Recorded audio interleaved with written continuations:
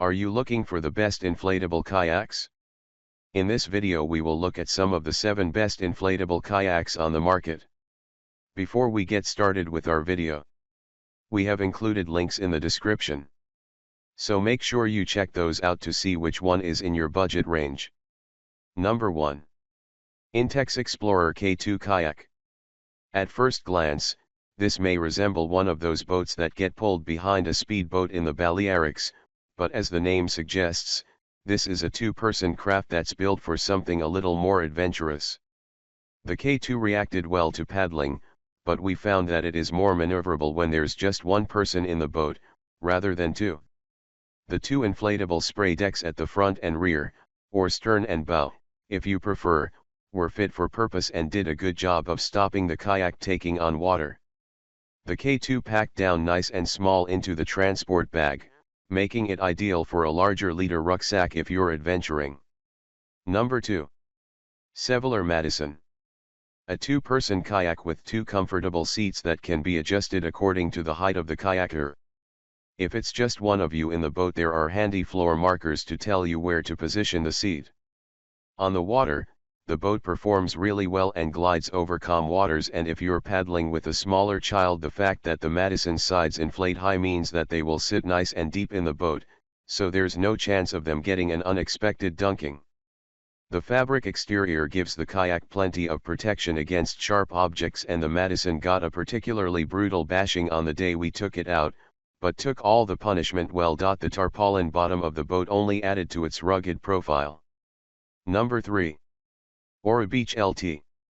Okay, this isn't strictly an inflatable, but its origami origins mean it is packable or stowable, like its purely inflatable cousins, so please keep the outraged emails to a minimum. The Beach LT's length makes for superb tracking, and it occupies a very useful sweet spot and is wide enough to offer good stability, while retaining a sleek enough profile to make for an easy paddler. It's not massively comfortable for extended paddling, but we had no reason to doubt the boat's build quality, and it instills plenty of confidence in the kayaker, especially if you plan to take it near reefs, off the shore. According to the manufacturer, it's rip-proof and guaranteed for 20,000 folds, and we have no reason not to believe them. Number 4. Wave Navigator Plus. Looking to share your kayaking adventures with someone? One of the most important factors when buying a tandem is how you're positioned in relation to the other paddler, and the Navigator Plus gets it spot on, leaving enough room for you both to power the boat forwards without continually clashing paddles. Seats can be secured via the Velcro strip, so you can really tailor where you both sit in the boat, and they were comfortable enough if you wanted to put the hours in, as well as having zip pockets on the back for easy access to your dry bag. Tracking, even in strong wind, was true, and the drainage system, although confined to one drainage point, worked well, so we were never in danger of having to manually bail. The backpack was comfortable to carry too, making the whole package easy to transport. Number 5. Wave Explorer. As soon as we set off from the beach, we knew the Explorer would live up to its name, as it tracked superbly, thanks to good hull shaping and some effective fins. The seat was comfortable and made for easy paddling, and the core's construction gave us plenty of confidence that colliding with the island's jagged exterior wouldn't result in us swimming home. This rugged build quality is backed up by the manufacturer's UV-resistant coating, which means that the sun's effects on the kayak's rubber won't be compromised over time.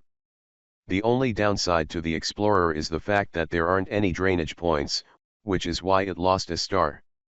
However, even when we headed for choppier waters, the high cockpit meant we kept the sea where it's meant to be, on the outside of the boat. Number 6. Intex Challenger K2. It took us 10 minutes to inflate the two-person Challenger with the provided hand pump, and the seats are easy to attach with Velcro fixings at the floor, making them stable and comfortable when the boat is out on the water. Construction was good, but the heavy-duty vinyl is probably better suited to lakes and rivers rather than the changeable conditions that are inevitable when heading out to sea. A large front-facing cargo net provides good storage, and you could easily fit a couple of backpacking tents in there if you were feeling particularly adventurous, or just a day pack and some hikers if you weren't straying too far. Easily carried to the water, the boat was fast but needed some concentrated paddling to track true in the line that we wanted, so a more experienced pair of hands on the paddle in the back seat might be required.